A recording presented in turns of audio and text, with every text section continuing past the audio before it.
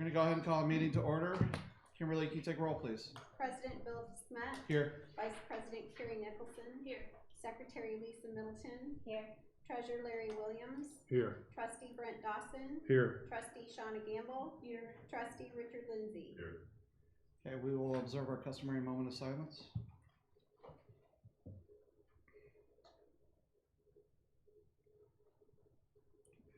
Larry, can you lead us in the pledge, please? Pledge allegiance to the flag of the United States of America and to the republic for which it stands, one nation, under God, indivisible, with liberty and justice for all. Okay, I'm going to entertain a motion to approve the agenda with two additions. Under board topics, add letter D for letter to internal and external stakeholders, and letter E, 31N, behavioral mental health services. All in favor, say aye. Aye. Opposed? Okay, move on to members of the audience may address the board on agenda items only. Seeing none, we will move to number 4, special order of business, election of officers for January 2020 through December 2020.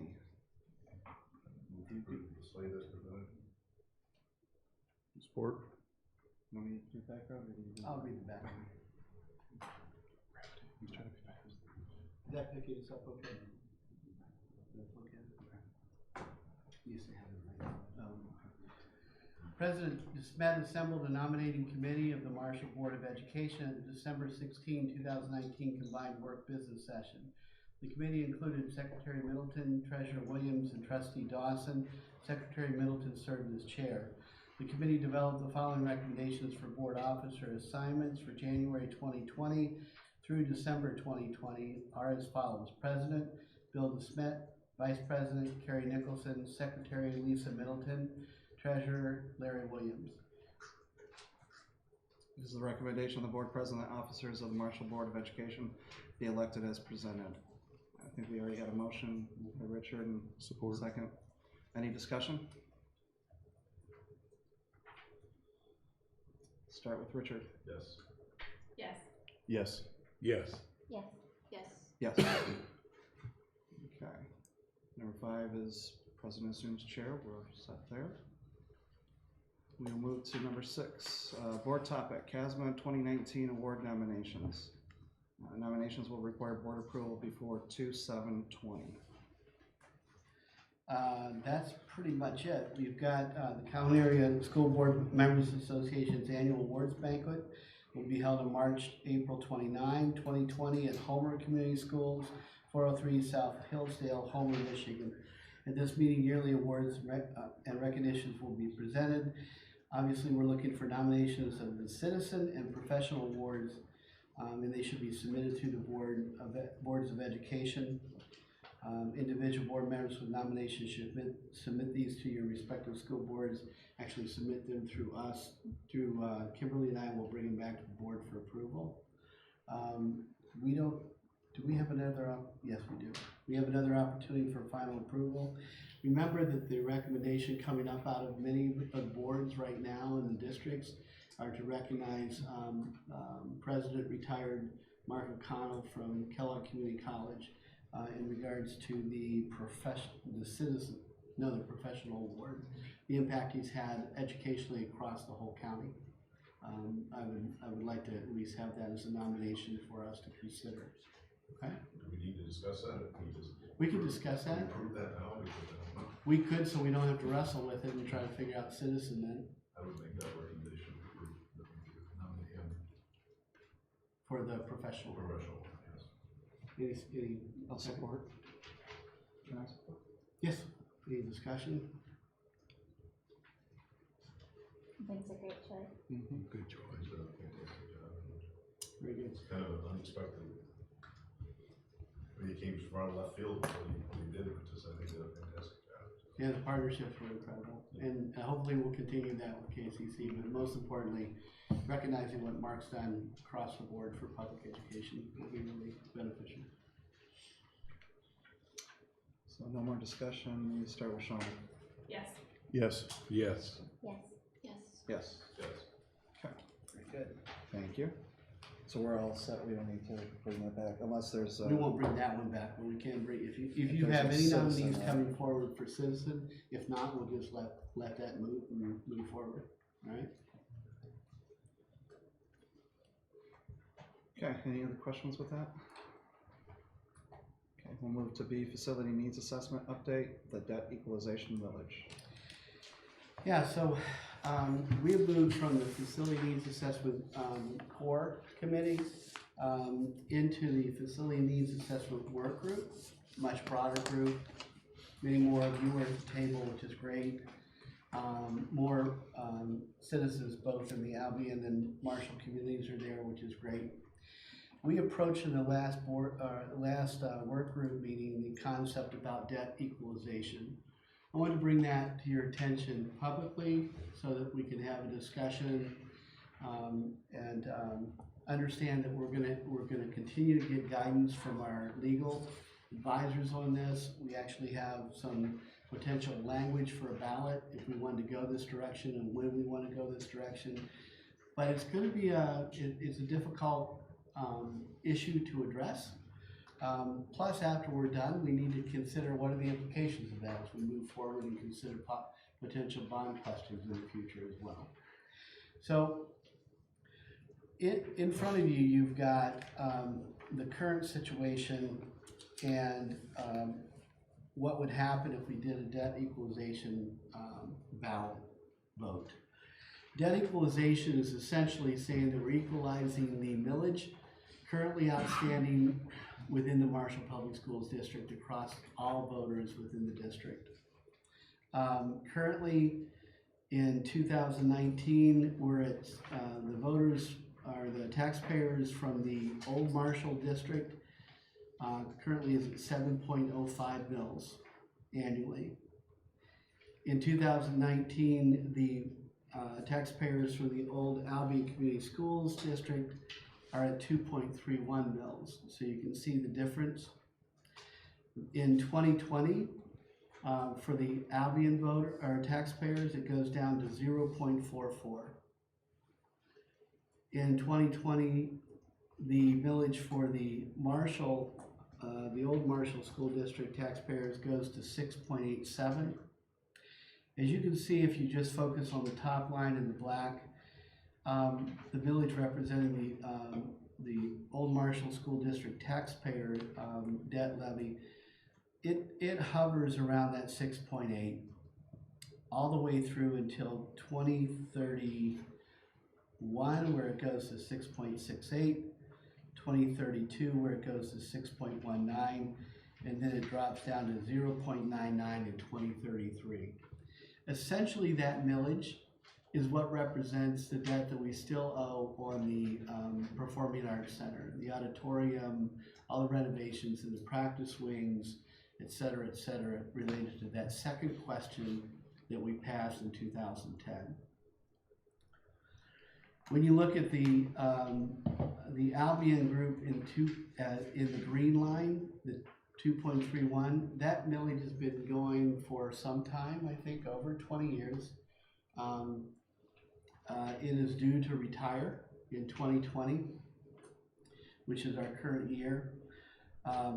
If that totally retires, there will be no more millage paid after 2020 and 2021, all the way through to 2033, at which time we would all be fairly equal in millage and we would go forward.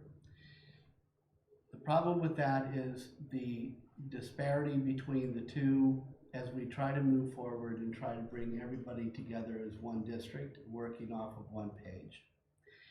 And so the committee has been talking about, and it's pretty much a recommendation that we have to address the equalization of the debt to be able to put ourselves on the same page with everyone.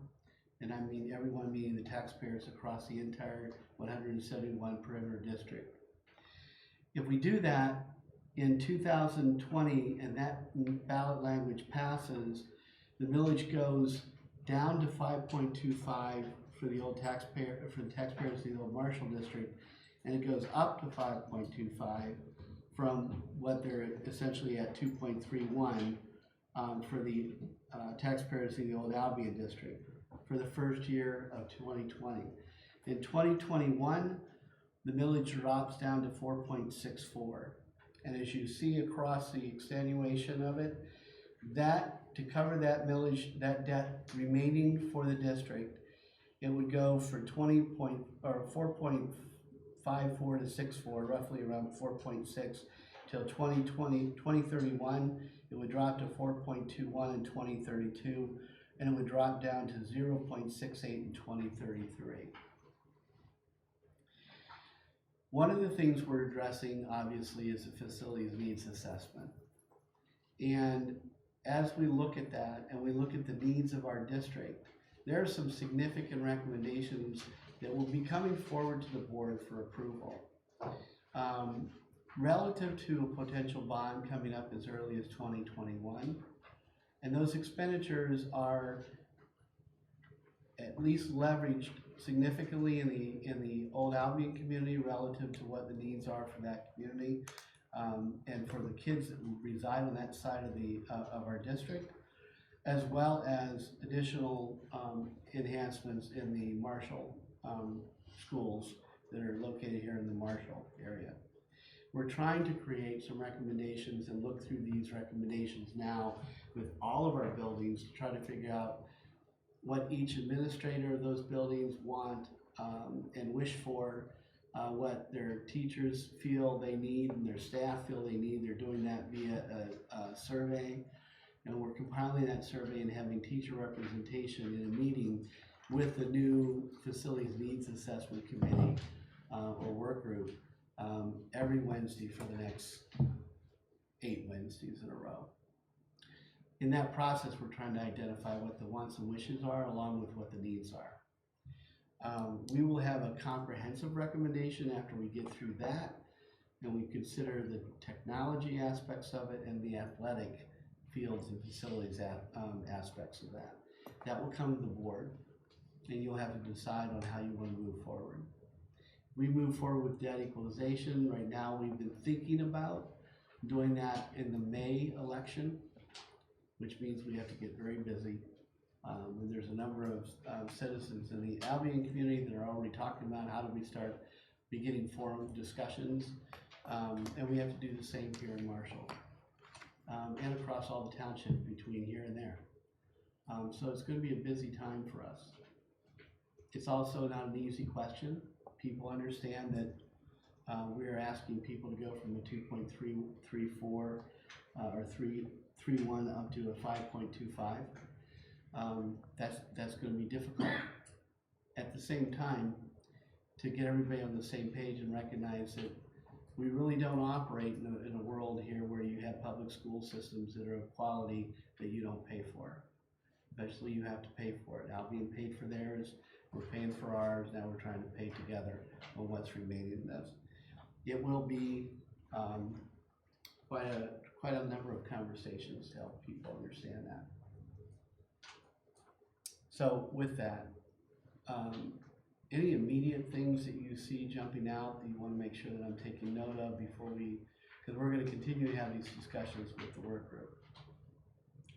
What's the, if we were to have it on the ballot in May, what's our time that we have to take action? It's sometime in February, correct? Yes. February, March, April, May, yes. So By the end of February. By the end of February, we to have to approve take the action. ballot language so it goes forward onto the ballot. We would have, March is way too early, May is appropriate. Next opportunity, I believe, is August. And now we're getting into national election time.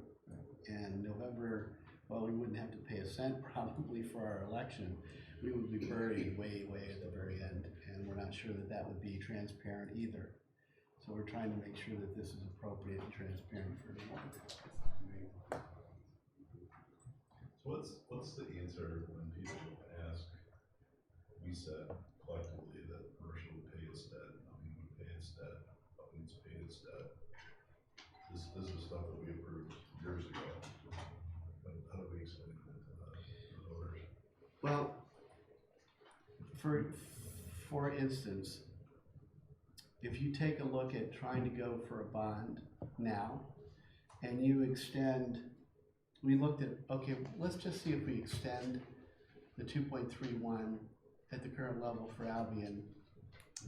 So if we did that, we would have to add, to go for a bond in 2021, we'd have to add 2.31 onto to the 6.87 for the Marshall.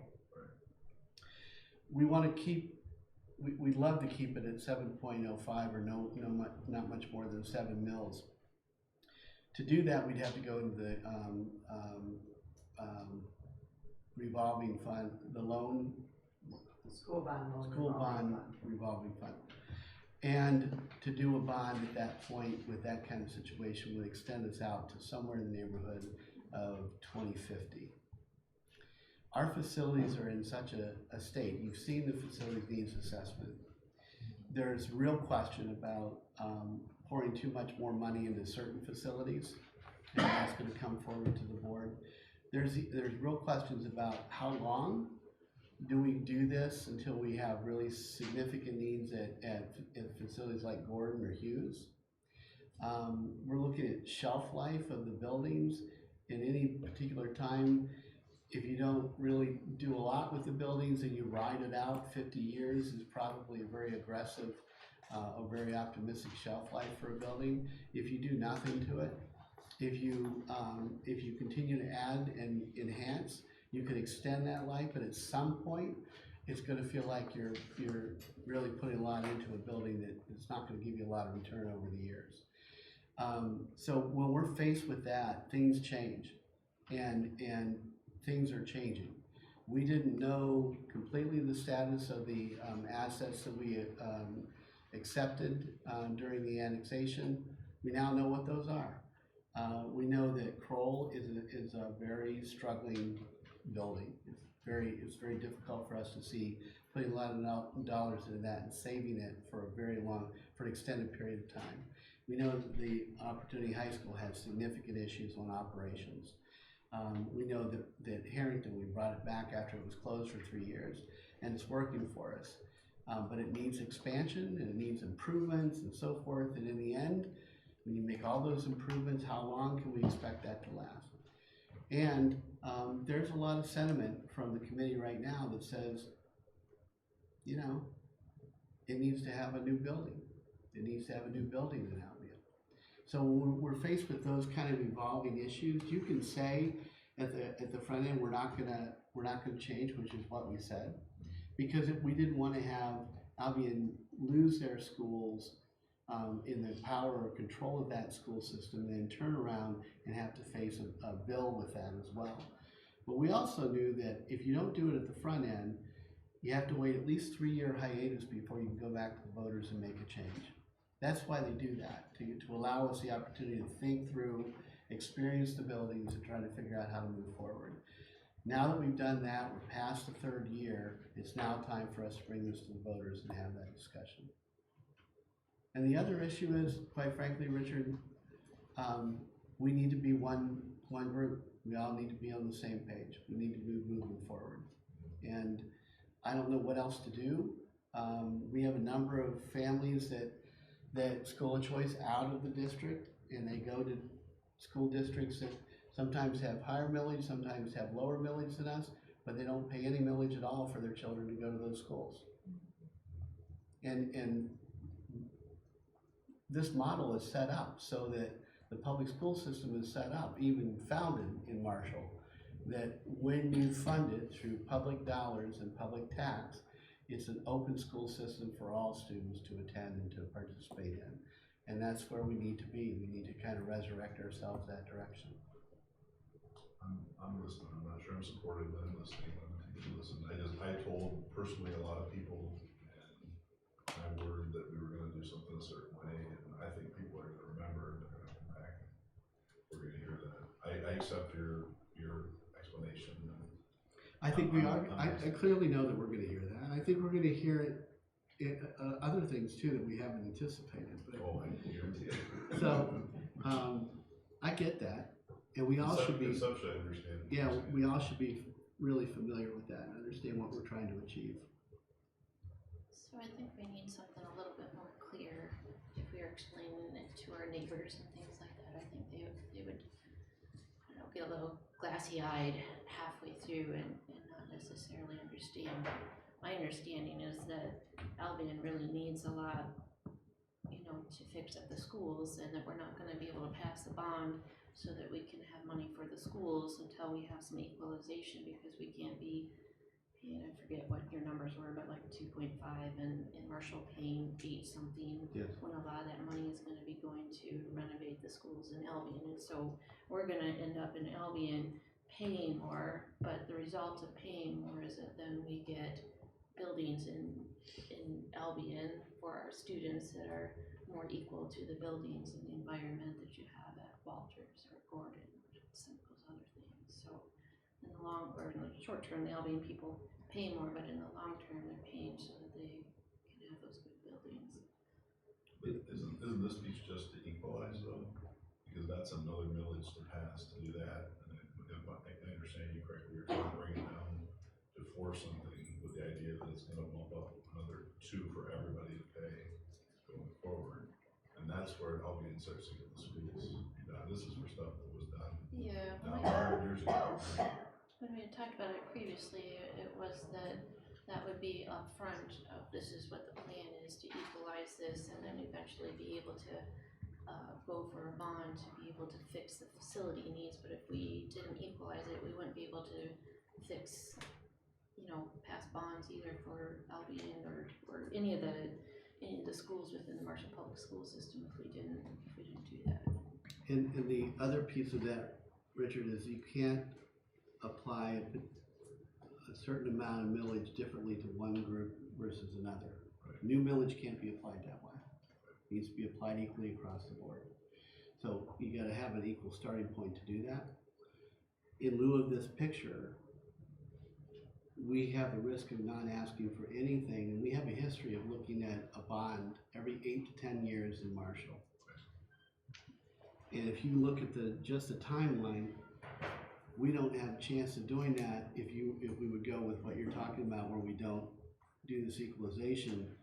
We would end up not being able to go for a bond way past the time that our facilities need it. Right. And we've done everything we can to leverage our sinking fund and so forth across the board, around the district completely now in the newly formed district from annexation. Right. So we're spending the dollars, we're putting the investment in. We need to make sure that all the voters understand that, and they understand what their responsibilities or obligations should be with that. So when are we finishing the facility needs assessment then? Because if that is part of the campaign in some ways, maybe not directly, we have to know what the facility needs are to be able to tell the community that, you know, this is what needs to be fixed, and this is what we need to do to be able to eventually fix these issues. It's a good question, Carrie. I think it's going to be kind of parallel. I think some of the fundamental concepts behind the recommendations coming forward out of the committees are there. I think we can have open conversation about that and say that's the direction we're going conceptually. But until we get to the final draw, you know, the final picture of all the improvements we want to make, define those, get those estimated and ready to go to Treasury, we're not going to be able to actually officially say this is where we're going. We can say these are the ideas that are coming forward that are being supported by all the folks who are working on this from facilities needs assessment. And the board can say, yeah, in concept, we agree with that direction. We can say that that's the direction we're going. We just have to make sure we follow through on it. So what do you think that time frame would be? I don't think that's going to happen till we get done with this input process, which will be 8 to 10 weeks out. I would say after spring break. We'll be done. So it'll be just before the May vote. We go to the May ballot. If we go to August ballot, that would give us more time. So is that enough time? Is that enough time? Is to what have- enough time? Is however many weeks before the May vote to really let people know what we need. We can ask that question with King Scott and CSM about that, on what their turnaround would be to put these projections in place. I think they're developing that along the way as we're continually having this conversation, so that very well, it would be tight, but we could probably get to where we can say, this is the millage that we're going, this is the amount that we're looking at moving forward with, for a millage vote in 2021. Possibly we can get there by April. So I'm wondering if they would be able to do another projection map like they did at the very beginning. With saying like these are our timelines, this is when we need to have this, that, and the other thing done, like both May and August. Sure.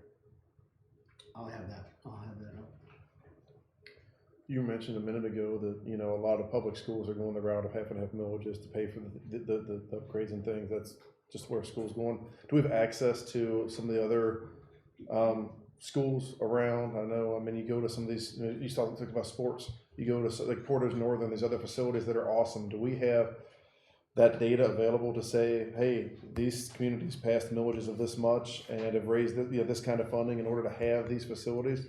For, you know, if we're looking at athletics, if we're looking at building improvements, if we have, you know, apples to apples, you know, these other communities are paying 12 mils to have, you know, these kinds of facilities. It would help to say we can have, you know, similar things with an 8 millage or a 7 Becky's done a millage. little bit of that around just the Okay. immediate contiguous districts, but we can look at similar districts our size in the region, as well as our comparative schools out there when we compare data.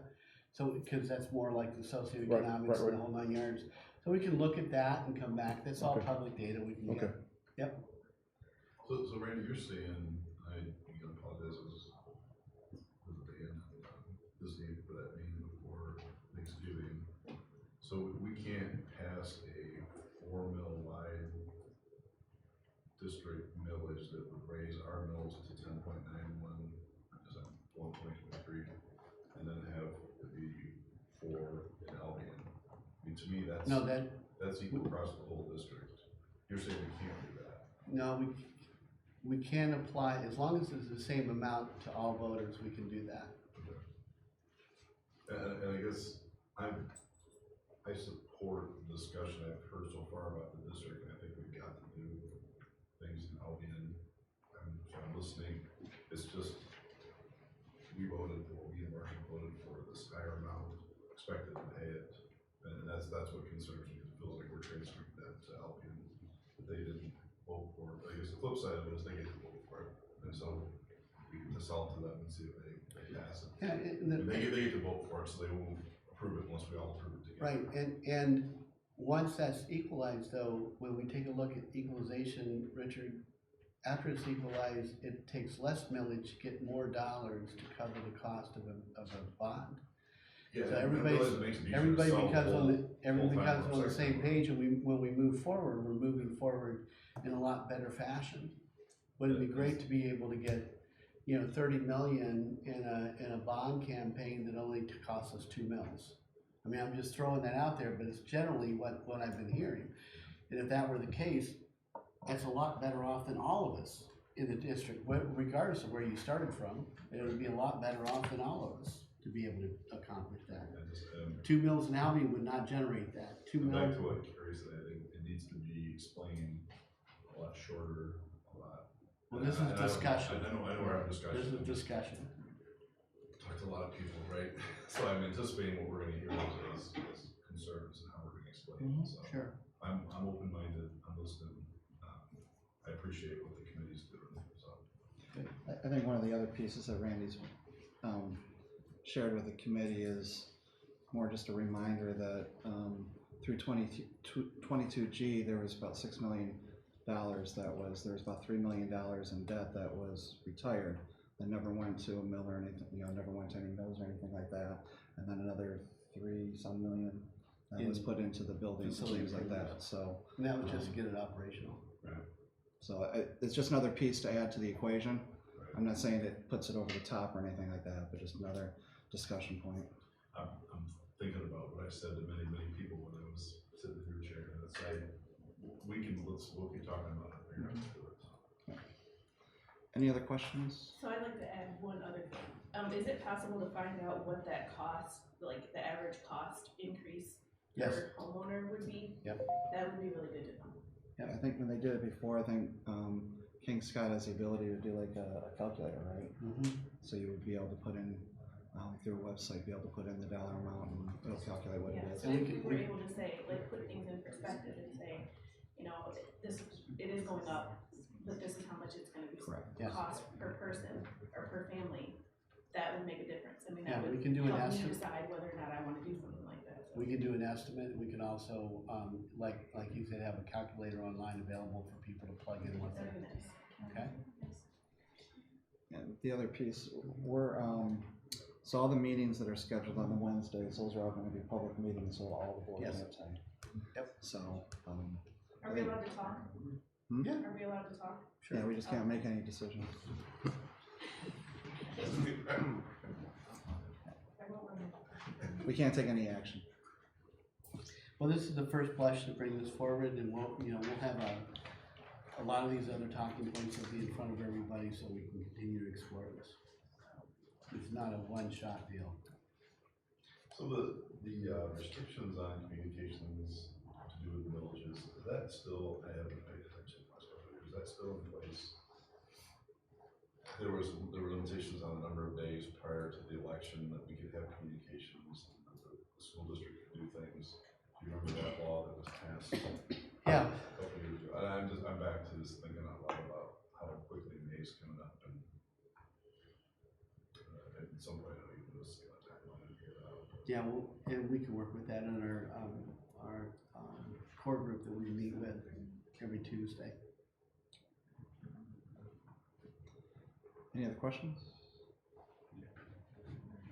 Okay, move on to C, MYCA commencement cycle 41. I wanted to put this down here as just a review. It's really awesome statistics, and I'm really proud of the MYCA and Job Challenge program of Dr. Rhonda Markham and Ben Wallace on the great work that they do, and all the staff that are over there.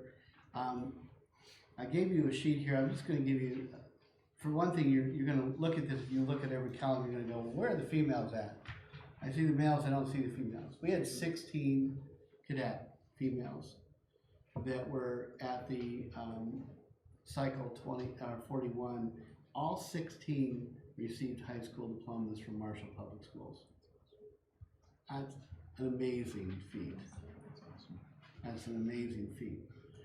And if you go down the total, you'll see, you can do your math between the males and what's left, but the total high school, total number of MYCA graduates was 122 this cycle, which is a good number. It's a healthy number to have. Marshall Public Schools diplomas awarded 105 of the 122. GEDs were 4 that were completing.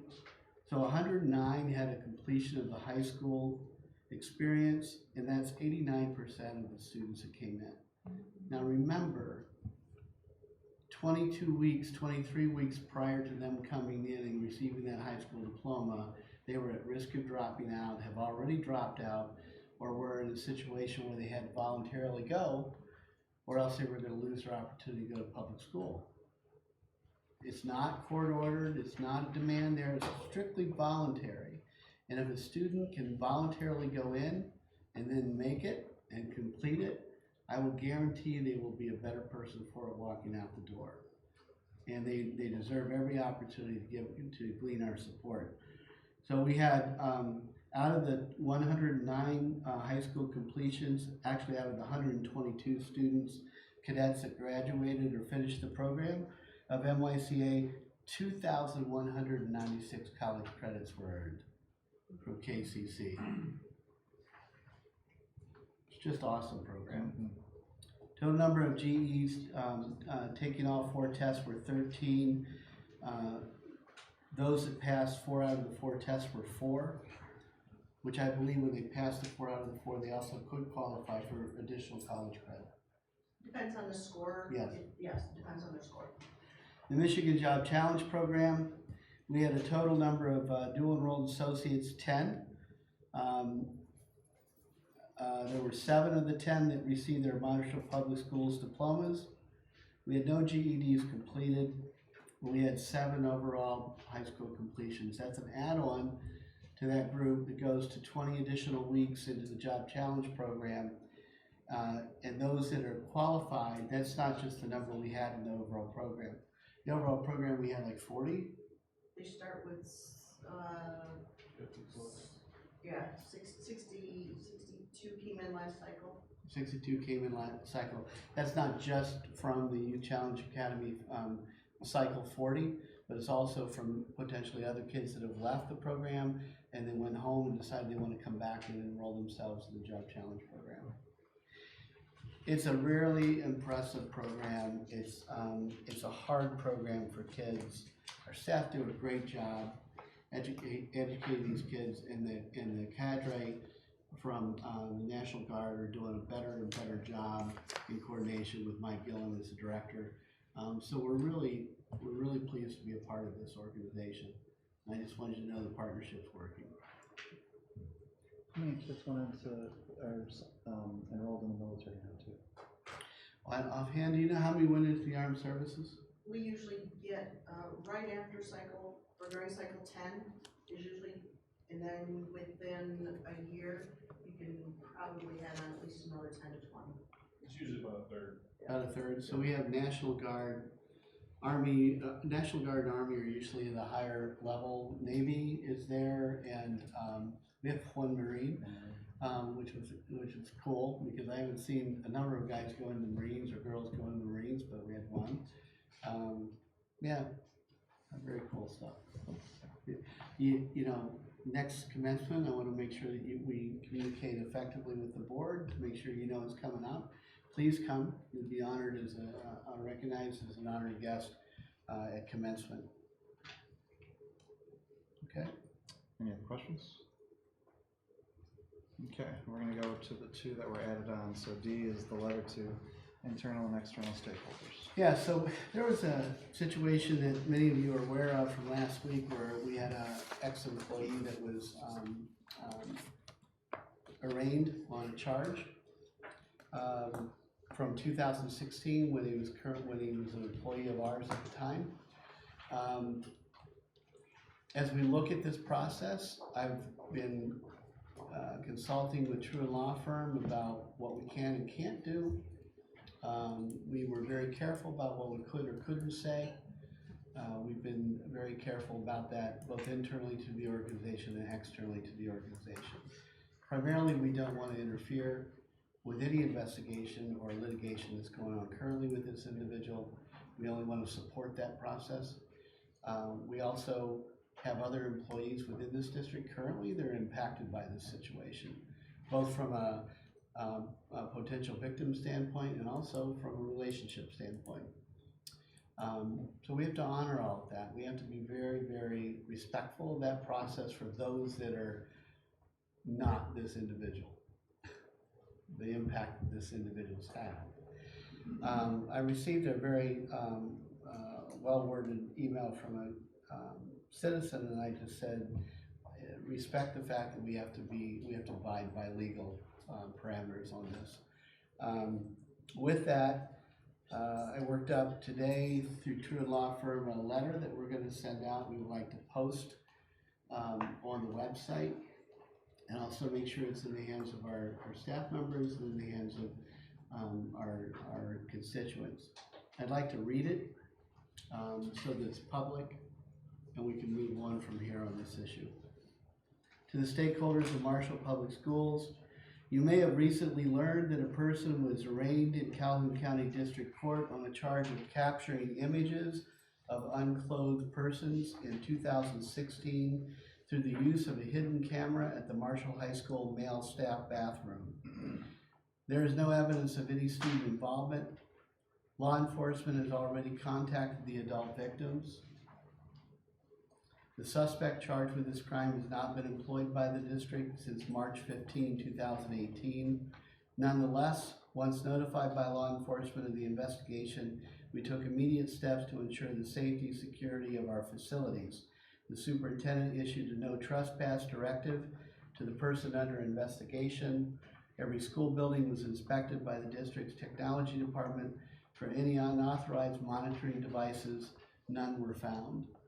We will be going forward, by the way, as a side note, to caution everyone that if they see anything plugged into any area in a restroom, a locker room, or whatever that seems out of place, they need to just take it and bring it to the office so that we're aware of it. The district is fully cooperated with law enforcement and the prosecutor's office in this matter. The safety and well-being of our students and staff are always a top priority of this district, and we are thankful for the ongoing services provided by local, county, and state law enforcement. The matter is now in the hands of our judicial system.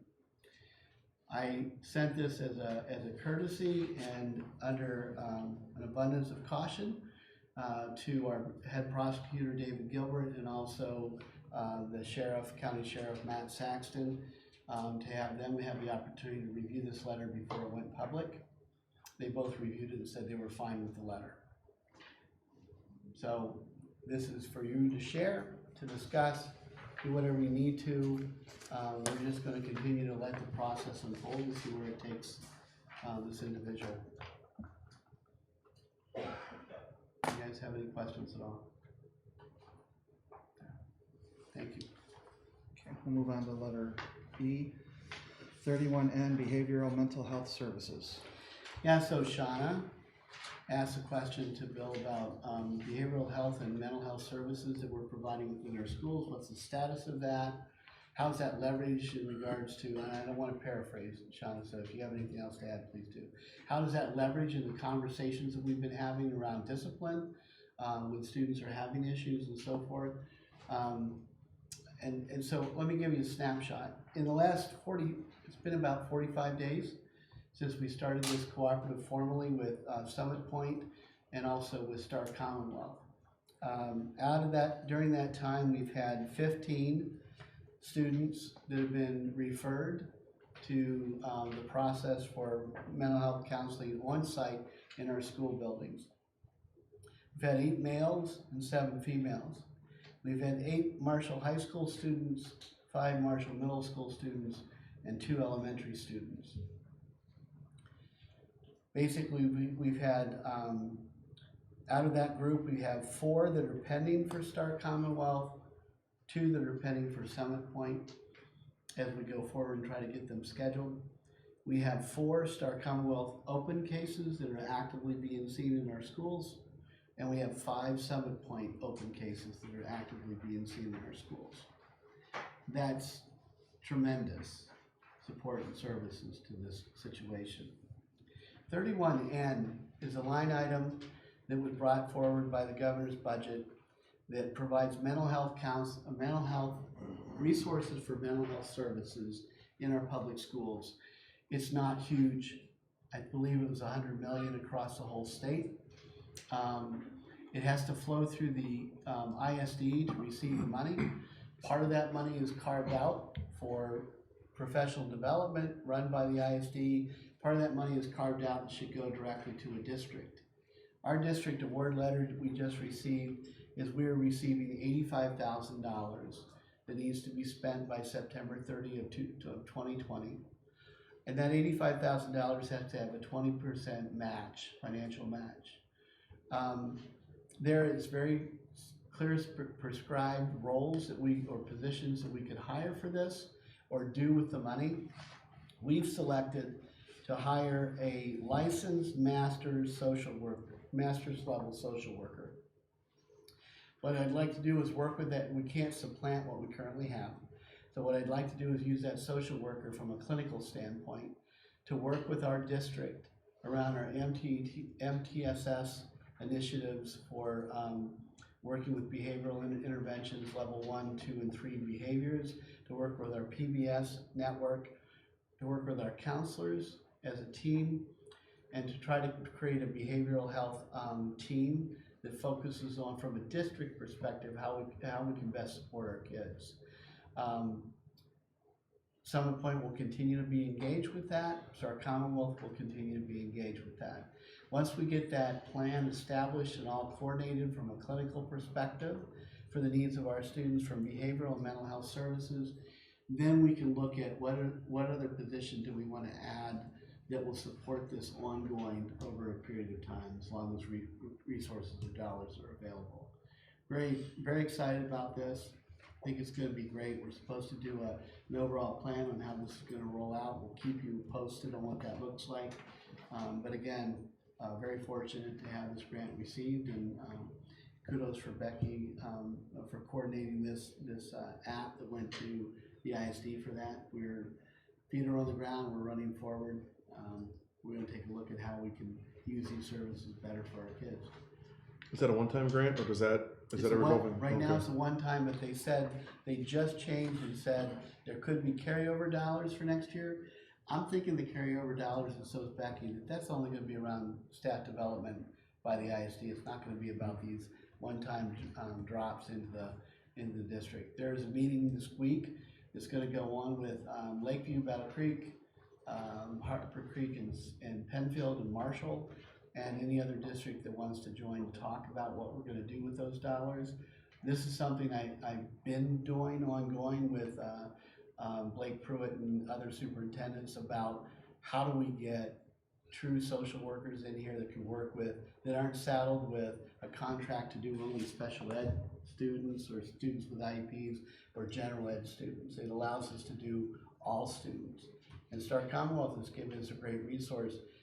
Any student that falls out of between the cracks between Medicaid and commercial insurance, there's an endowed fund contributed by one of their ex-board members that wants to make sure that all kids receive services regardless of insurance coverage. So we're not saddled by that. We just get the referrals in, we make sure it's appropriate, they get assessed and determine whether services would work for them, and then we start those services back up in the schools. So just so I make sure I understand, so the kids that are getting counseling, that is being directly paid through insurance and through this endowment and not through this $85,000? That's correct. And the $85,000 plus whatever we're matching is going to somebody that's a clinical social worker that's more working as a coach with the staff to help and not doing direct?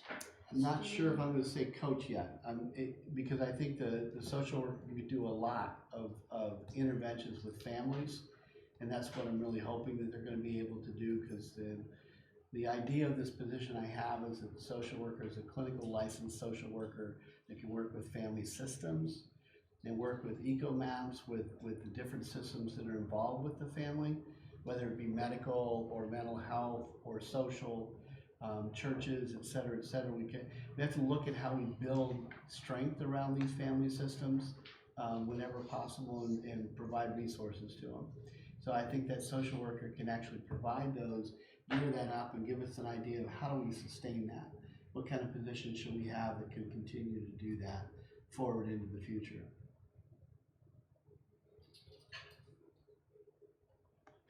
Any other questions? I guess I'll just comment on learning about Jackson County again, about having been away for a couple of years, and Jackson and Hillsdale both passed on health villages to the health authority. So my understanding would be more about this. And my understanding is that funding is focused on this issue as well. We talked about a countywide village a couple of years ago with the ISD, and there was broad support. That was special education, but there was broad support about it. But just from again, sitting on some of the point board, this is what all the conversation about is how do we interact and how does the health authority help kids. Now's the time to have the conversation.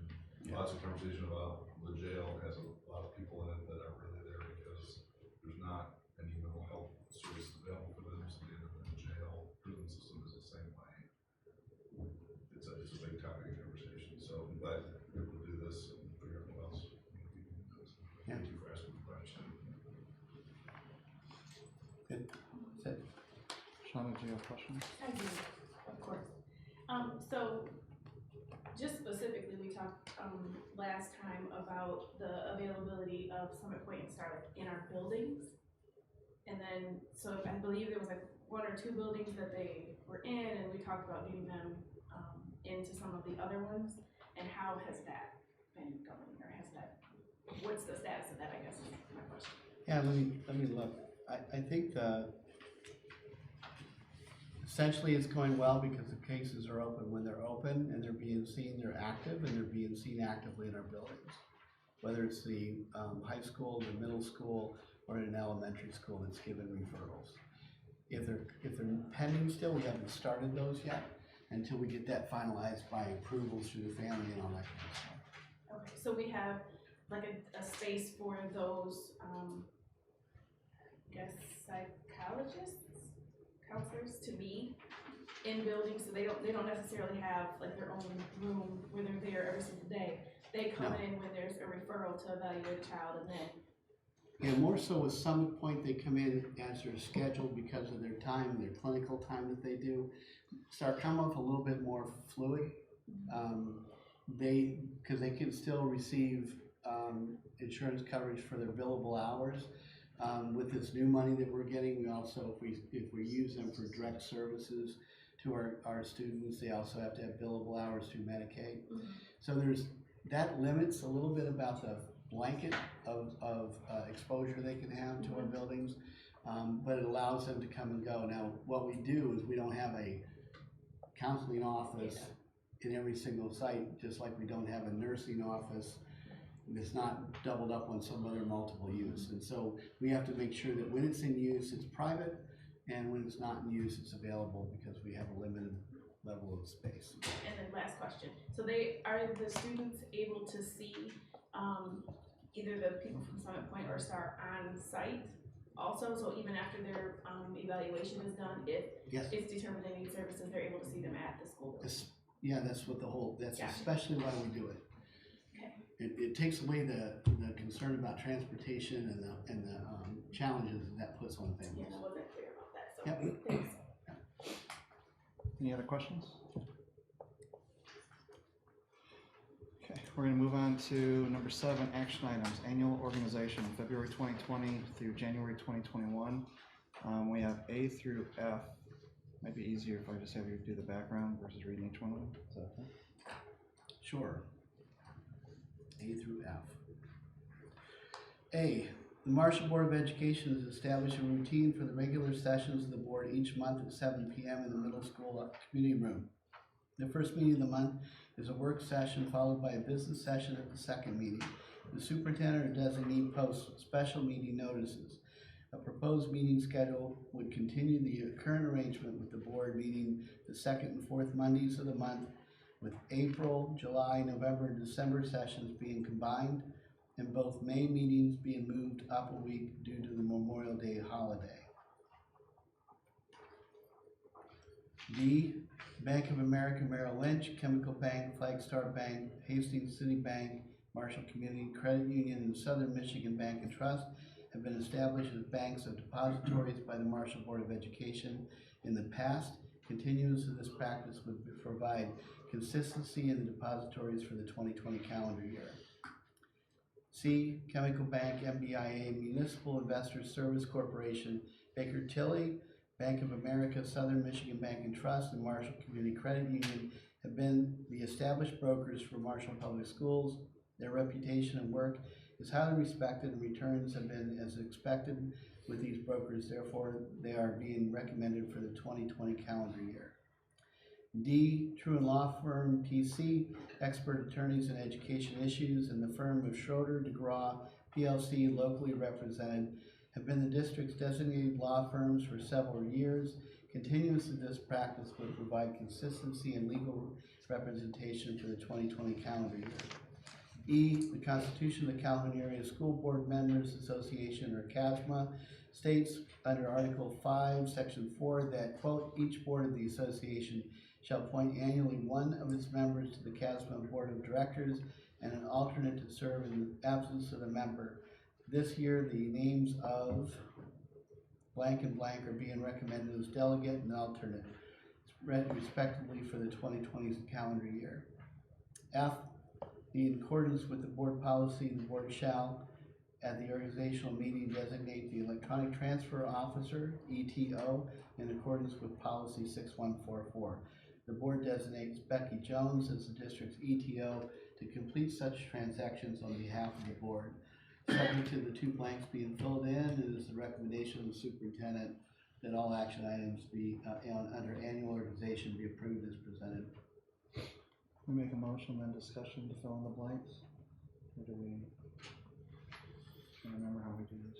I didn't want to do the CAS, just carry as burden was there. You were primary last year, right? Yeah, I would like to do that. You want to switch, or do you want to do it again? No, I could be the alternate. You sure? Yeah, the only thing, there's one of the meetings, conflicted with the facilities.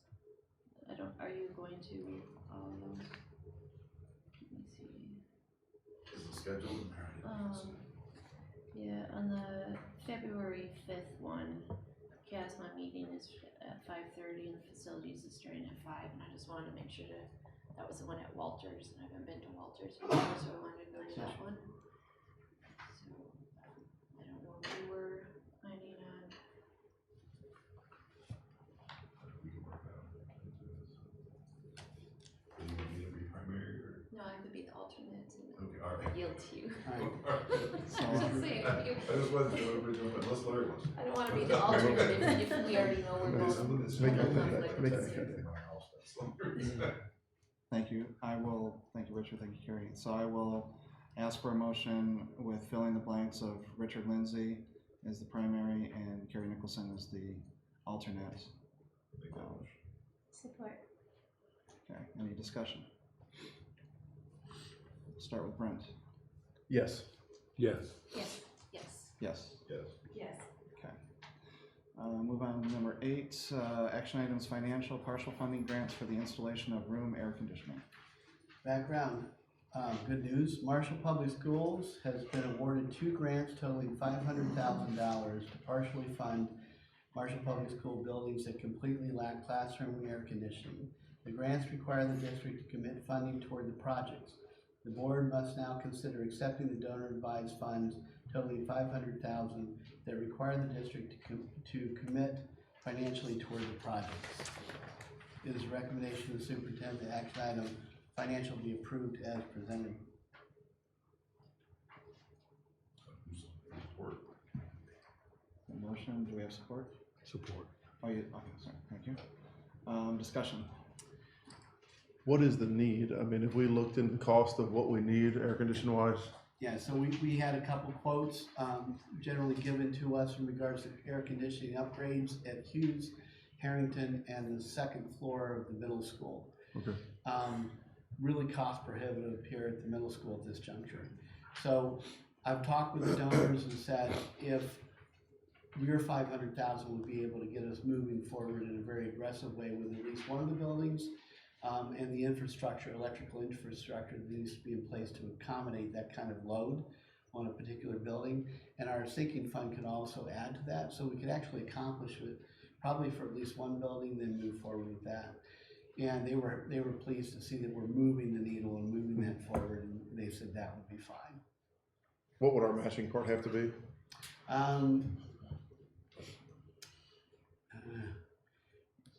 The one would be somewhere in the neighborhood of $200,000, $300,000 to the 500, if we put it all into one building. Right.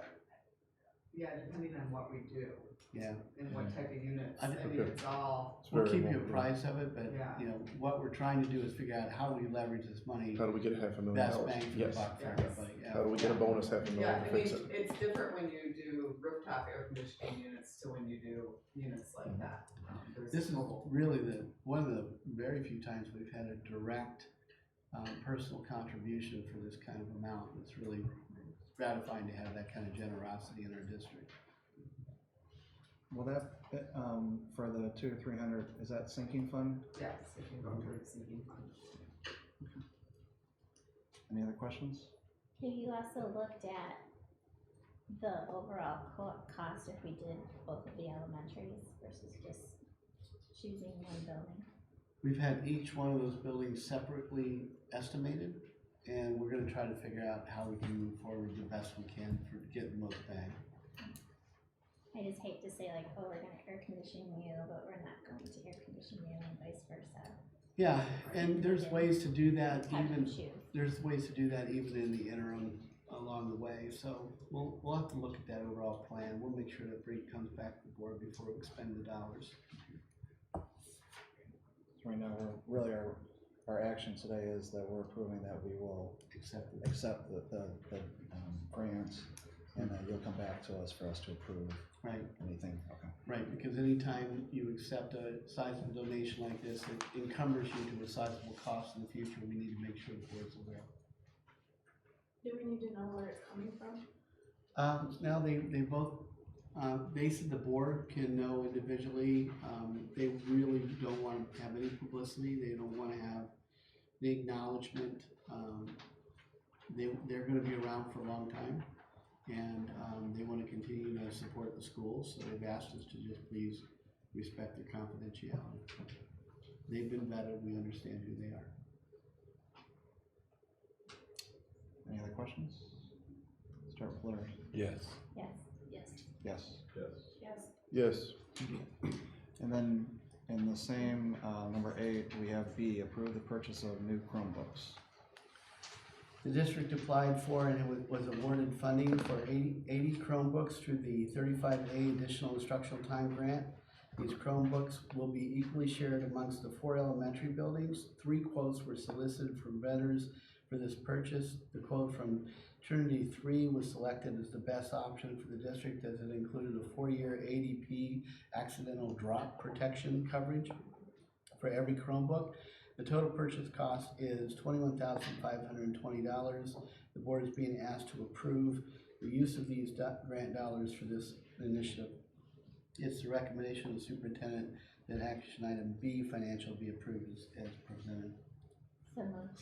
Support. Discussion. Support. So this is after-school programming from a line item called 35A. Will the Chromebooks be kept together, or 20 at each school, or will they be moved around at different times for some type of scale? How does that work? I believe each building's gonna have an allotment, Okay. and they go on Chromebook, on carts, and we take care of that, so the Yep. kids have use of it. I want to see them driven around town 3 different times a day. I don't wanna do that. Any other questions, comments? Start with Lisa. Yes. Yes. Yes. Yes. Yes. Yes. Yes. Okay. We will move on to public comment. Anyone can have them speak. We ask you to keep comments to 3 minutes.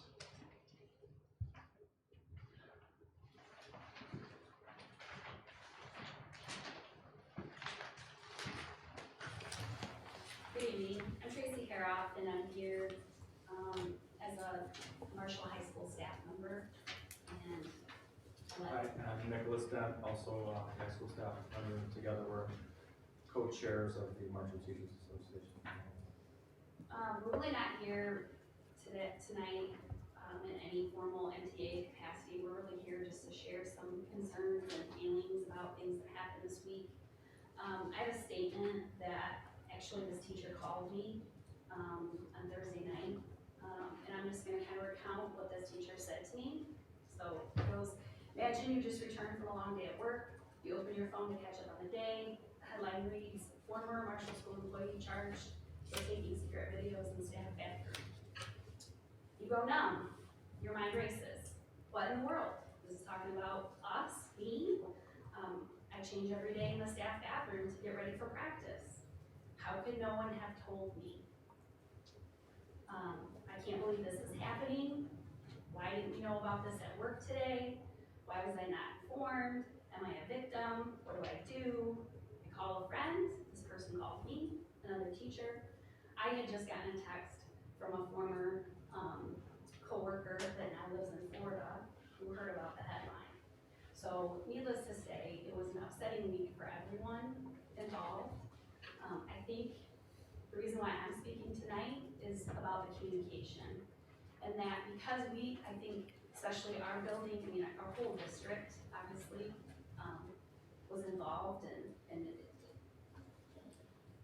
but I think our building especially, I feel like we should have known, even if it was just that day, and I guess we have questions about that. So, Nick and myself and some other teachers have questions, and we're gonna kind of pose those questions to you tonight.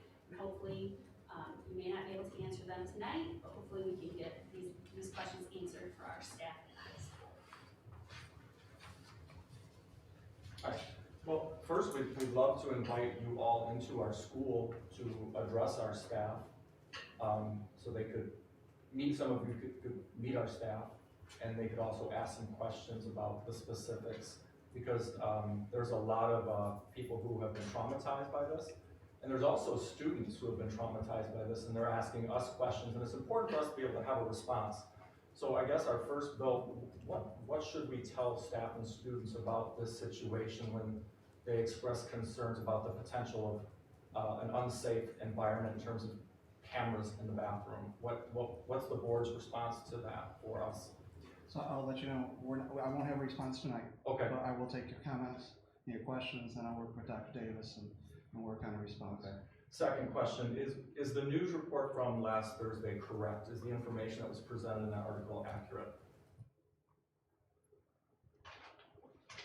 So no one's gonna answer any questions? Yeah, Okay, I'll- all right. So If you could just give sure. us the questions, then we'll respond to those questions. If you wanna give me a chance to just answer a few things when they get done? Yep. That would be good. Yeah, great, thank you. So the article stated that the only place where a potential alleged crime took place was in a male staff bathroom that was only used by male staff members at the high school. So we want to know, is that accurate? Or are there other places that there's evidence perhaps of a crime being committed as well? Because we have a lot of staff members who are very concerned. And I think use the word traumatized is not overstating it. It's not hyperbolic at all. People who change as coaches and use those bathrooms. And so we have a lot of people who are really very upset and nervous about what's out there. So we want to know where this happened. What is the time frame? What is the time frame that happened? Did the 4 videos or the 4 criminal acts take place in the same place during the same time period? People want to know where it happened and when it happened. It sounds like there was a formal investigation by our IT department. Did that take place in all buildings, just Marshall High School? What were the results of that investigation? Who received the results of that investigation? Will the results of that investigation be shared with staff in the community? When were the victims of this crime first notified?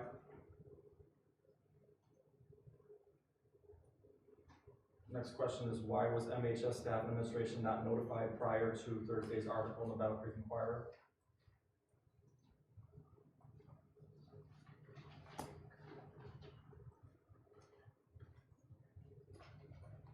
And when will the board and/or Marshall Public Schools meet with the Marshall High School staff and allow us the opportunity to hear from you in person and ask questions?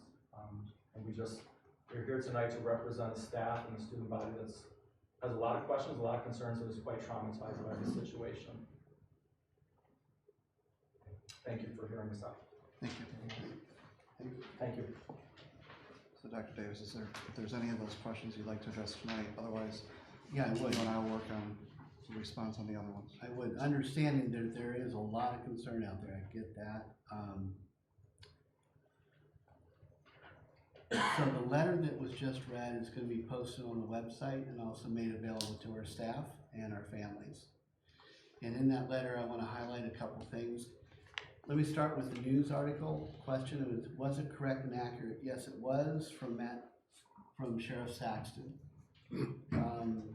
Very clearly stated that the evidence as reviewed through the investigation identified 4 adult males that were on video camera, and you know, in various levels, working, you know, going through changing clothes or whatever. So that was the case, and all 4 of the potential victims that were identified were contacted and asked if, you know, first off notified that they were on these videos, asked whether they wanted to file a complaint and press a charge, and one of them did. I don't know who did. I don't know any of that. This apparently happened back in 2016. I know that the investigation searched every engine, every technology piece that was related to not only his access, this person's access, but forensics were done, and that was all that was identified. There is absolutely no indication that students were involved in this. There is no indication that any other location was utilized for this other than the one video that showed a consistent place where those videos were being recorded. Didn't know that the organization did not know and was not informed that the student, the individual, the person was going to be arraigned on Thursday morning. We were informed late Wednesday night that that could be a possibility. As soon as that happened, I was able to give you a statement that went out to the board in regards to that while I was on vacation, and that also got forwarded to Mr. Turner, who was able to at least share the minimum statement that went out to the staff at the high school.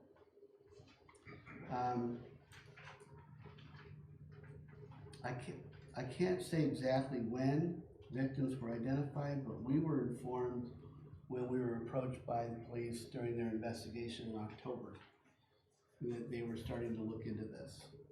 And we received a subpoena in case there was anything left in our files or anything like that that would be germane to the investigation. The police took that. Other than that, we know that this investigation didn't start because of what happened in 2016. It was just uncovered of what happened in 2016. There's other issues that are involved in that I can't go into that will probably become apparent after adjudication occurs and becomes public knowledge. So I'm not going to get into the whole issue about why staff were informed or not informed. There's a lot of issues and dynamics that pertain to that I can just tell you we've been following legal counsel on a lot of that. We have to be very cautious not to say too much on anything in detail and time that might interfere with the investigation that was ongoing at the time, and also that it's going to could possibly impede prosecution. But like I said, the letter that's going out has been seen and approved by both the head prosecutor and the sheriff's department.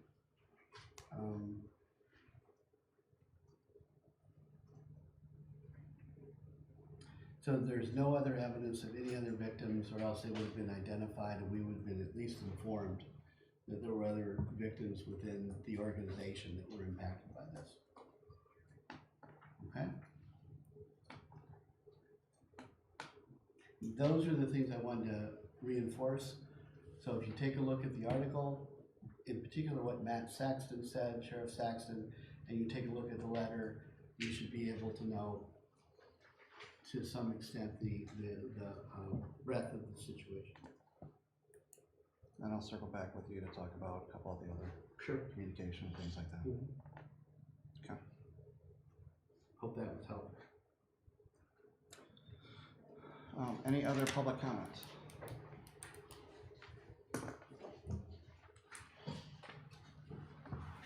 Good evening, Dr. Davis, members of the board. I'm Dave Atchison. I'm the mayor for the city of Albion, and I've got a couple things to touch on. I'll try to end on a very high note, so I'll say what I came here to till the end of that. But and sitting here and listening to the discussion on the villages, et cetera, a couple of things come to mind. I was not able to follow it and really understand it to the level, and so I appreciate the observations by Dr. Nicholson and Richard, that, yeah, a better explanation is gonna go a long way for me and the rest of Albion. So what I didn't follow was debt equalization, more than doubling the millage for the residents of Albion, so that we're on the same page. Help us understand, help me understand, by our millage going up, what are the additional benefits that we're gonna see? And I'd like to plant a seed, and I'd like the board to consider at some point that if we're all gonna be on the same page, all one group, which I absolutely applaud, consider what it would take to become the Marshall Albion public school system, or Albion Marshall public school system. We have students here, we're part of the public school system, and particularly if our taxes are gonna double in this area, and then the likelihood will be that it'll go up again for the bond, if I followed correctly.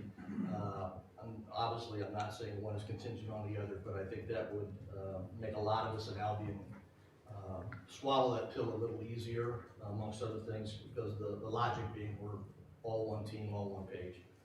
So I just want to touch on that. If I understand correctly, in my rough calculation, the average impact to Albion taxpayers just to go to the 5.5 is about $150. So that's not for some of us, that's not an astronomical amount of money, but for some of us, that's a pretty healthy chunk, particularly in light of the fact that Albion's sewage treatment rates are going up every year for the next, I believe it's 7, and our water rates village will be going up as well. So our taxes are going up. We have to have good schools. We have to pay for that, and I understand that. And I appreciate the fact that Harrington Elementary is considered and hopefully is going to get that air conditioning.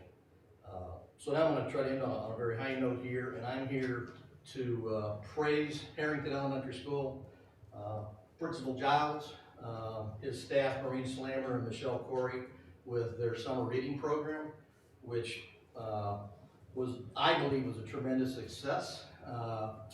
And when you're sending out books to every student every week over the summer, I think it was a total of 9 books for every individual student, and it wasn't just everybody got the same books.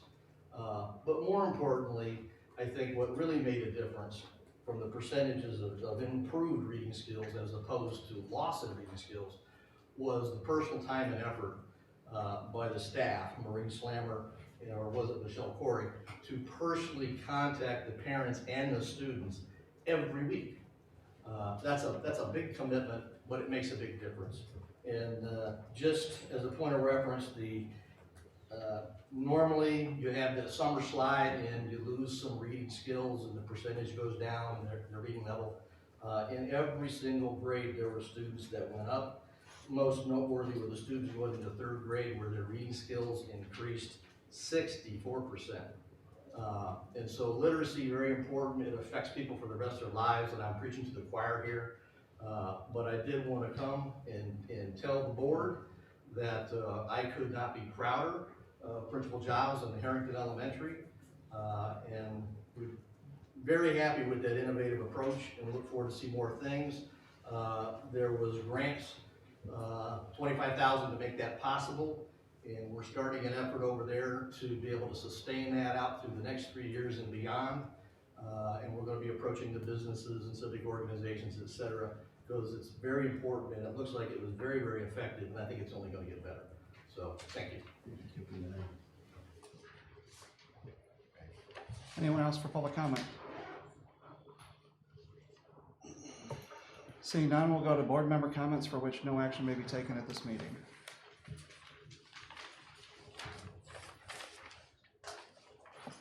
Seeing none, I will ask for a motion to go to executive closed session Under Section 8H of the Open Meetings Act, to consider material exempt from discussion or disclosure by the state or federal statute.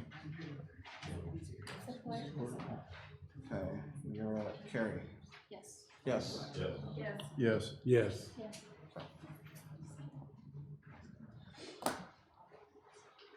We're staying here. Okay, yes, we're staying here. Ready? We are returning to open session. I'd like to entertain a motion to move into executive closed session, student discipline hearing under Section 8B of the Open Meetings Act. Right, am I doing that right? Yes, in regard to disciplining of a student.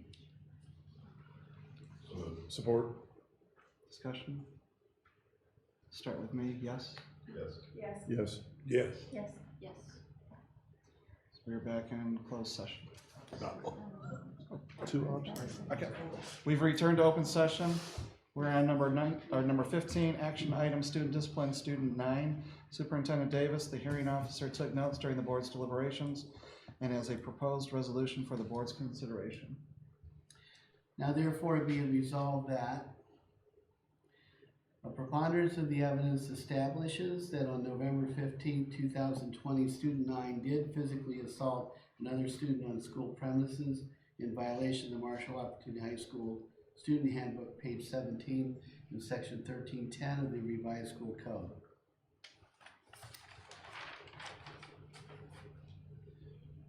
The student is suspended through March 10th, 2020.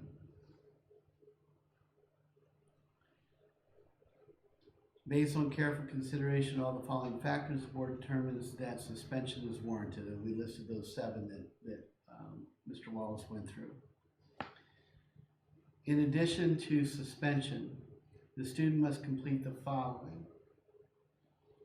By March 10th, we want you to earn your credits online to complete requirements to graduate. And we will get, All of them? the credits that you're required to complete, right? And we will give you support. Mr. Wallace will have the staff member giving you support to make sure that you can get that accomplished, all right?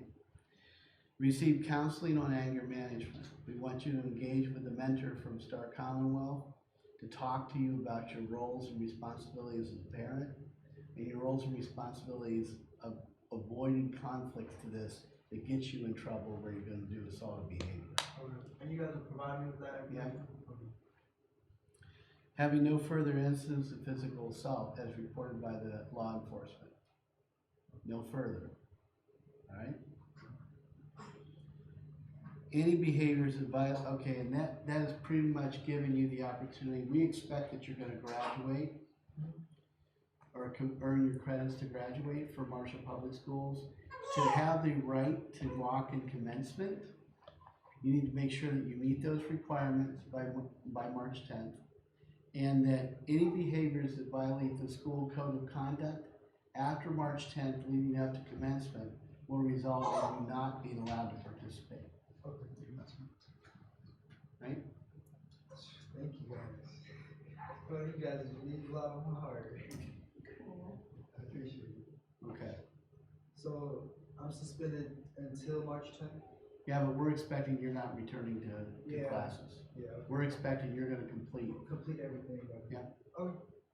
And just keep in touch in a positive way with Mr. Wallace about what needs to be there and what kind of supports we're offering you. Okay. And I hope you get through the court process or the warrant process, okay? Is that the completion of your resolution? That is action. That is complete, yeah. May I entertain a motion, please? I make that motion. Support.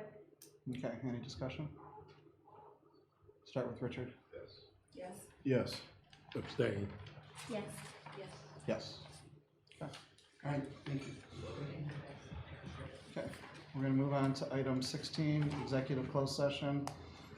Board of Education moving to executive closed session, student discipline hearing under section 8B of the Open Meetings Act in regard to disciplining of a student. May I entertain a motion? So moved. Support. Any support? Thank you. Any discussion? Start with Shauna. Yes. Yes. Yes. Yes. Yes. Yes. Yes. Bill, can we run to the We restroom need a before 2 this? minute break. Okay. Get this back. We've returned to open session. We're on number 18, action item, student discipline, student 10.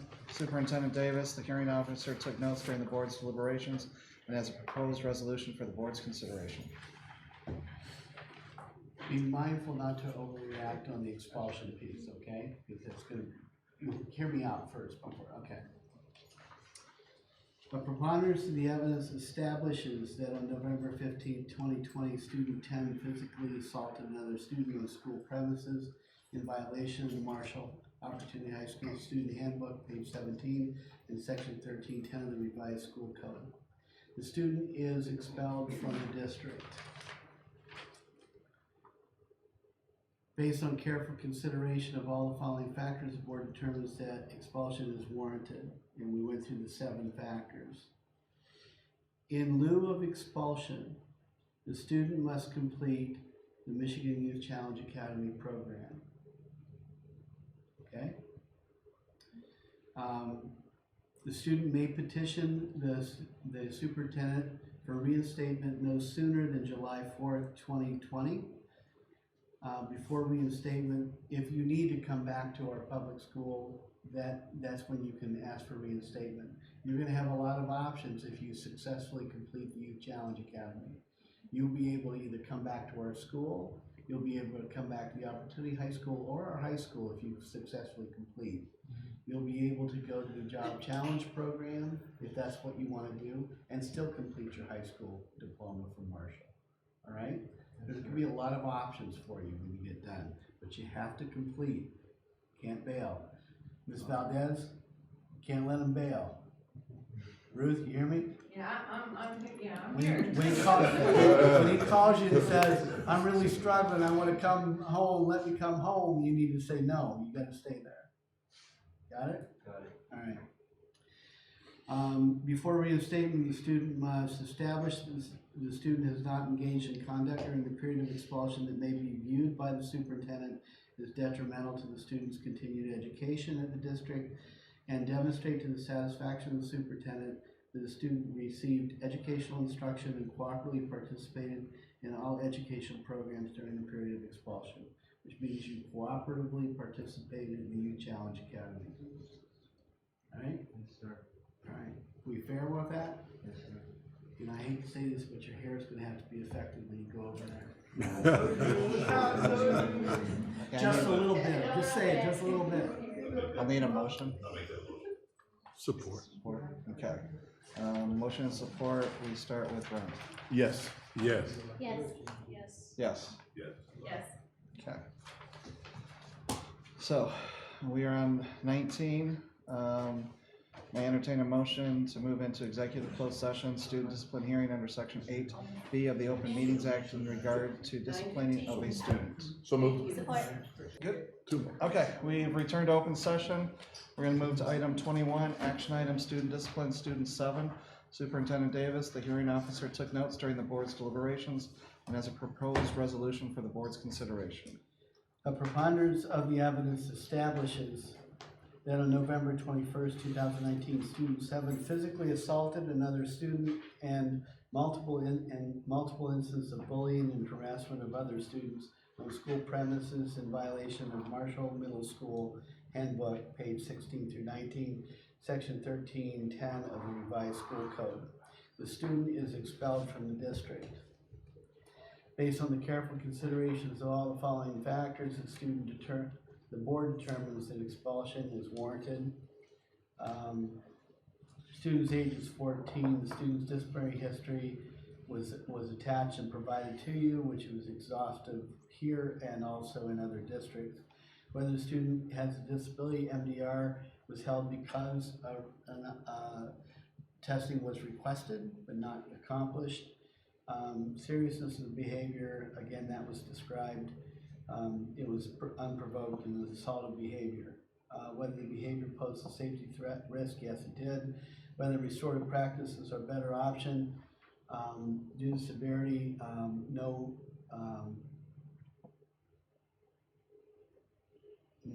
and the victim did not want to have involvement with that. Whether lesser interventions would address the behavior, lesser was used in the past without long-term success.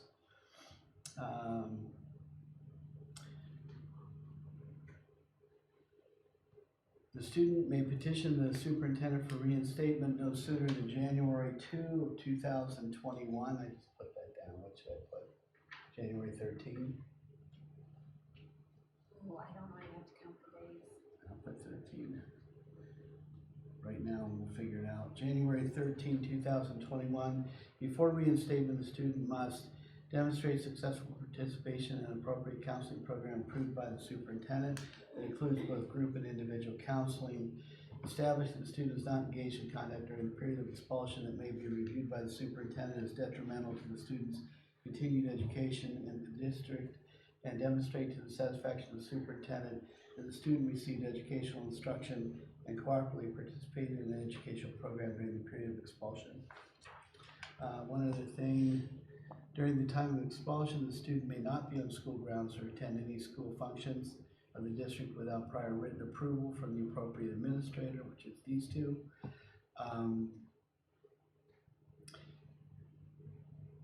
No, that's about it. May I entertain a motion, please? Support. Support. Any discussion? Start with Lisa. Yes. Yes. Yes. Yes. Yeah. Move to item 22, executive closed session. Entertain a motion to move into executive closed session. Student moved. discipline hearing under section 8B. So moved. Support. Can you say Greg in here? So it starts with Carrie. So Yes. moved. Support.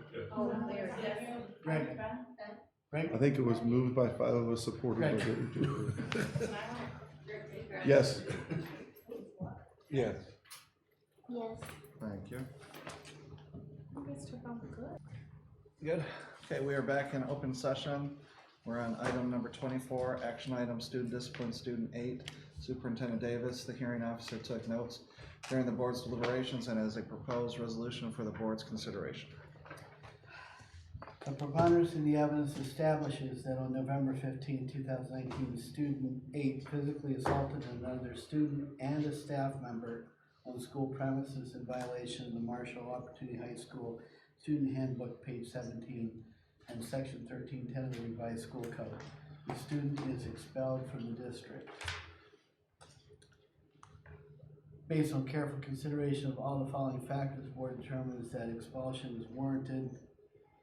We looked at age, 16 to 6 months. Disciplinary history was presented to us. Student has no disability.